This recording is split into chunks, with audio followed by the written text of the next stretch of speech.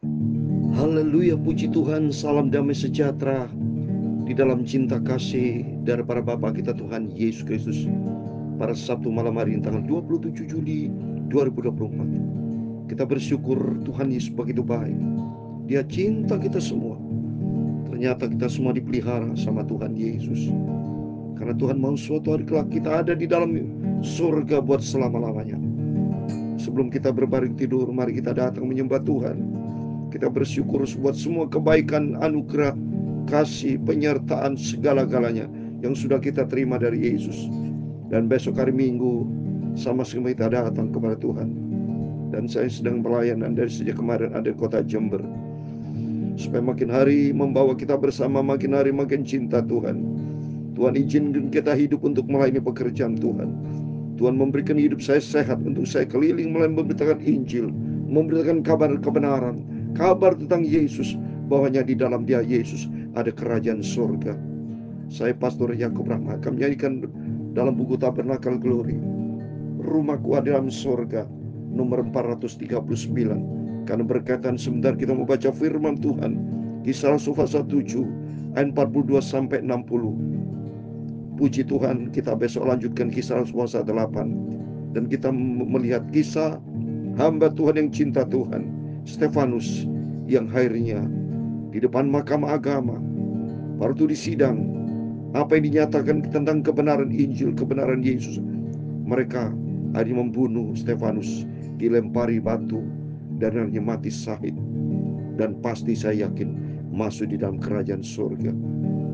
Rumahku ada di dalam surga, amin, haleluya, di tempat suci dan mulia,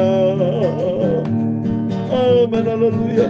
Kalau hatiku sedih dan susah, amin, haleluya, ku ingat janji Tuhan, rumahku di surga, amin. Rumahku ada di dalam surga, amin, haleluya, di tempat suci dan mulia, amin, haleluya. Kalau hatiku sedih dan susah, amin, haleluya, ku ingat janji Tuhan di dalam surga, amin, haleluya. Dalam Filipi pasal 3 ayat 20, demikian firman Tuhan, karena keluarga kita ada di dalam surga, dari sana kita menantikan Tuhan Yesus Kristus, Juru Selamat kita, Tuhan Yesus Bapa kita. Janji Tuhan, nanti kelak kita hidup di surga, amin, haleluya. Ya Tuhan punya mula kebesaran dan kejayaan, amin, haleluya. Kehormatan, kemasyuran dan keagungan, amin, haleluya. Ya segala-galanya yang ada di langit dan di bumi, ya Tuhan punya mula kerajaan, dan Engkau yang tertinggi itu melebihi segala-galanya. Sebagai kepala, sebab kekayaan dan kemuliaan berasal daripadamu, amin, haleluya. Dan Engkau layak berkuasa atas segala-galanya, amin, haleluya. Dalam tangan-Mu lah kekuatan dan kejayaan, haleluya. Dalam tangan-Mu lah kuasa membesarkan dan mengukuhkan segala-galanya. Sekarang nyala kami di dalam nama Tuhan Yesus Kristus. Amin, haleluya. Kami bersyukur kepadamu dan memuji namamu yang agung itu. Aku cinta Yesus, aku mau setia dan taat pada firman-Nya sampai langkahku yang terakhir berjumpa dengan Yesus. Amin, haleluya. Tuhan Yesus, sucikan mulutku, hatiku dan pikiranku. Amin, haleluya. Malam ini kami mau baca firman Tuhan. Amin, haleluya. Ampunilah semua dosaku, semua salahku Bapa. Sucikanlah, kuduskanlah hidupku. Terima kasih Bapa. Kami percaya malam ini malam yang sangat diberkati oleh Tuhan Yesus. Berfirman Bapa, kami siap dengarkan firman Tuhan. Firman-Mu Bapa, ku simpan, ku taruh dalam hatiku, dan ku mau setia dan taat kepada firman Tuhan. Dalam nama Yesus kami sudah berdoa mengucap syukur, haleluya. Amin. Terpujilah Bapa kita Tuhan Yesus Kristus yang senantiasa memelihara kita sampai Sabtu malam hari ini, Sabtu yang terakhir 27 Juli. Wah, cepat sekali. Rasanya baru kemarin saya baru baca, baru ingat 1 Juli kita memasuki. Sekarang sudah 27 Juli. Berarti sebentar, berarti tinggal berapa hari lagi kita memasuki 31 Juli dan memasuki bulan Agustus. Puji nama Tuhan. Firman Tuhan katakan bahwa kewargaan kita di dalam surga. Dari sana kita menantikan kedatangan Tuhan Yesus. Bahwa Tuhan sudah sediakan tempat yang indah buat kita. Oleh karena itu saya setia sama Tuhan. Bapak Ibu setia sama Tuhan. Karena harapan kita hidup bersama dengan Yesus. Bahagia, senang selama-lamanya. Seperti apa yang dialami oleh Stefanus. Mari kita baca. Luar biasa. Tuhan pakai Stefanus, hamba Tuhan yang urapi. Dia begitu cinta Tuhan. Dia begitu mengasihi Tuhan. Dipanggil di mahkamah agama, diadili saudara. Dia menginjil saudara. Dia beritahu ya Yesus, dia lengkap, dia dari peristiwa Abraham sampai Musa dan seterusnya. Ya, dia beritakan firman al penginjilan besar-besaran supaya mereka bertobat. Tapi harinya Stefanus mati dibunuh. Mari kita baca Kisah 7:42 sampai 60 demikian. Maka berpalinglah Allah dari mereka dan membiarkan mereka beribadah kepada bala tentara langit seperti yang tertulis dalam kitab nabi-nabi. Ini Tuhan marah kepada bangsa Israel, saudara ya. Karena bangsa Israel ternyata tidak setia sama Tuhan. Banyak mereka seperti yang saya bacakan kemarin toh. Bahwa dia datang kepada Harun. Dia tidak sabar menanti Musa di Gunung Sinai. Dia lemparkan anting-anting emas kepada Harun. Dan membuat apa? Patung ya, anak lembu emas ya. Coba itu. Dan mereka menyembah. Dia bilang Allah. Coba itu. Marah Tuhan. Maka Tuhan berpaling. Dia bilang marah Tuhan itu. Ya sudah menyembah kepada itu. Ya. Terus berikut firman Tuhan. Seperti dalam tertulis dalam kitab nabi-nabi. Apakah kamu mempersembahkan kepadaku korban sembelihan dan persembahan selama 40 tahun di padang gurun itu, hai kaum Israel? Tidak pernah. Malah kamu mengusung kemah Molok dan bintang dewa Revan, patung-patung yang kamu buat itu untuk disembah. Maka aku akan membawa kamu ke dalam pembuangan sampai di seberang sana Babel. Coba ini sudah. Jahat bangsa Israel. Pada bangsa Israel sudah banyak ditolong, selalu ditolong sama Tuhan. Tuhan tidak pernah tinggalkan bangsa Israel. Selalu ditolong Tuhan. Tapi justru balasnya Israel jahat, saudara. Apa dia? Dia membuat patung, ya, dia menyembah, dan dia tidak pernah mempersembahkan. Dia ini katakan, apakah mempersembahkan kepadaku korban sembelihan dan persembahan selama 40 tahun? Tidak pernah, saudara. Padahal Tuhan selalu menolong bangsa Israel. Tapi mereka tidak tahu diri. Terus berikutnya 44. Kemah kesaksian ada para nenek moyang kita di padang gurun, seperti yang diperintahkan Allah kepada Musa untuk membuatnya menurut contoh yang telah dilihatnya itu. Kemah itu yang diterima nenek moyang kita dan yang dengan pimpinan Yosua dibawa masuk ke tanah itu, ke tanah ini, yaitu waktu tanah ini direbut dari bangsa-bangsa lain, yang dihalau Allah dari depan nenek moyang kita. Demikian sampai kepada zaman Daud. Daud telah mendapat kasih karunia di hadapan Allah, dan ia memohon supaya diperkenankan untuk memberikan suatu tempat kediaman bagi Allah Yakub.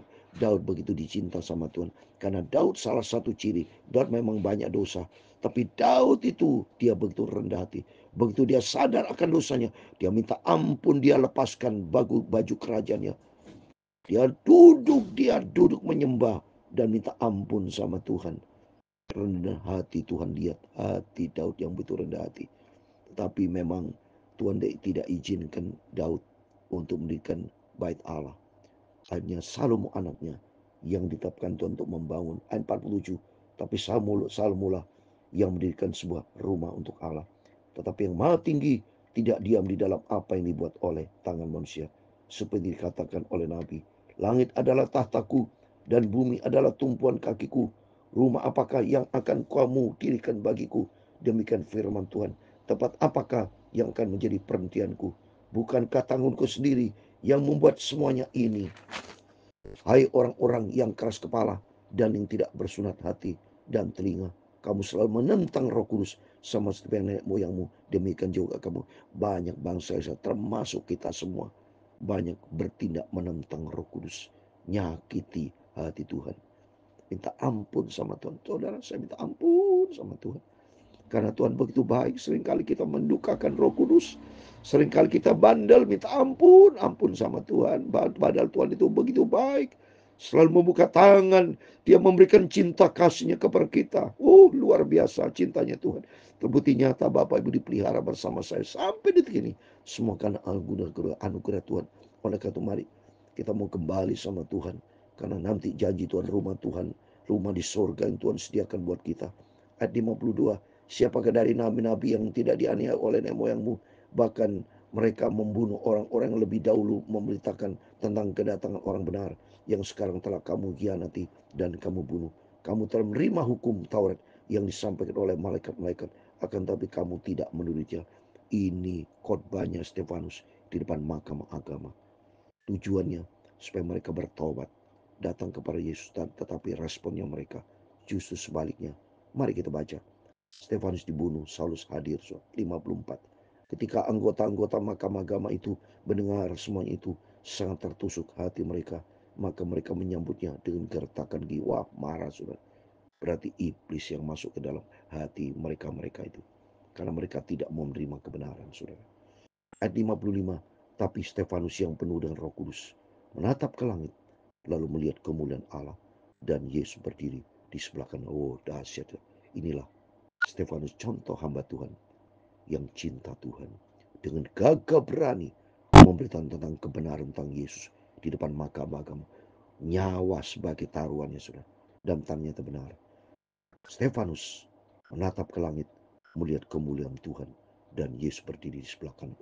Dahsyat, bangga dan bahagia nih Stefanus. Berarti responnya Tuhan Yesus naik ke surga. 56. Lalu katanya, sungguh aku melihat langit terbuka dan anak manusia berdiri di sebelah kanan. Dahsyat. Anak manusia Yesus berdiri. Berarti Yesus menyambut bahwa sebentar lagi Stefanus sebagai hamba Tuhan yang cinta Tuhan akan berjumpa, dipanggil sama Tuhan, masuk di dalam kerajaan surga. Dahsyat. Ayat 57. Maka berhati-hatilah mereka dan sambil menutup telinga serentak dan menyerbu dia. Begitu Stefanus jumpa dengan Tuhan dulu. Dahsyat. Ini pekerjaan Roh Kudus. Stefanus sudah melihat akan kemuliaan Tuhan, melihat berdiri Yesus di sebelah kanan Allah. Sungguh dia lihat langit terbuka dan Yesus anak manusia berdiri di sebelah kanan Allah. Langsung ini dalam Roh Kudus, saudara. Luar biasa. Dan apa yang terjadi? Maka mereka membunuh, menutup telinga, sentak menyerbu Stefanus. 58. Mereka menyeret dia keluar kota, lalu melemparinya, dan saksi meletakkan jubah mereka depan kaki seorang muda bernama Saul. Ini Saulus, saudara. Yang akhirnya Paulus, ini Saulus ini, saudara. Sebagai saksi bahwa mereka menjaga baju-baju, berarti Saulus tahu tentang kematian Stefanus. Ini masih Saulus ini masih hidup lama, saudara. Dia belum dilawat sama Tuhan, tapi nanti akan dilawat sama Tuhan. Saulus memang kehidupan yang lama jahat, kejam. Banyak mereka mengenai orang Kristen, termasuk saya yakin Stefanus dia juga izinkan ya untuk mati syahid. Terus berikutnya ayat 59. Sedang mereka melamparinya, Stefanus berdoa katanya, "Ya Tuhan Yesus, terimalah rohku." Ayat 60 yang terakhir. Sambil berlutut ia berseru dengan suara nyaring, "Tuhan, janganlah tanggungkan dosa ini kepada mereka." Dan dengan perkataan itu meninggal ia. Selamat jalan Stefanus. Berjalan bersama Yesus. Disambut oleh Yesus. Dan terimalah rohku ya Tuhan Yesus. Berarti masuk surga. Wah, dahsyat. Maka sesuai dengan janji firman Tuhan, bahwa keluarga kita dalam surga. Oleh karena itu mari kita mencinta Tuhan. Kisah Stefanus yang diurapi Tuhan. Dia berani memberitakan kebenaran. Berita tentang Yesus. Dan hidup di dalam kebenaran firman Tuhan. Hidup penuh dengan roh kudus dan hikmat. Dan hidup taat dan cinta Tuhan Yesus. Sampai akhirnya. Dan di sini kita lihat kematian seseorang hamba Tuhan. Sampai langkah terakhir. Cocok firman Tuhan. Bahwa dia selalu melaksanakan pertandingan yang baik.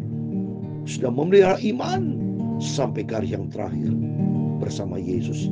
Dan Stefanus katakan, "Ya Tuhan Yesus, terima rohku." Berarti disambut sama Tuhan, kembali kepada Tuhan. Memang benar saudara, kematian seorang yang cinta Tuhan, rohnya kembali sama Tuhan, yang cinta Tuhan. Kalau tidak cinta Tuhan, roh disambut oleh iblis saudara. Ya, dalam Pengkhotbah pasal 12 ayat yang ke-7 demikian firman Tuhan, "Dan debu kembali menjadi tanah seperti semula, dan roh kembali kepada Allah yang mengaruniakan." Amin. Mari kita serahkan tubuh, jiwa, roh kita ke dalam tangan Tuhan. Dan di dalam janji Tuhan 1 Tesalonika 5 ayat 23, akhirnya Allah damai sejahtera akan menguduskan roh, jiwa, tubuh kita terpelihara sempurna sampai kita berjumpa dengan Tuhan Yesus, masuk di dalam kerajaan surga buat selama-lamanya. Amin. Rumahku ada di dalam surga, amin, haleluya, di tempat suci dan mulia, amin, haleluya. Kalau hatiku sedih dan susah, haleluya, ku ingat rumahku di surga. Janji Tuhan, berumah saya, rumah Bapak Ibu, kita semua ada di dalam surga, amin, haleluya. Tuhan memberkati engkau dan melindungi engkau. Tuhan menyinari engkau dengan wajah-Nya dan memberi engkau kasih karunia.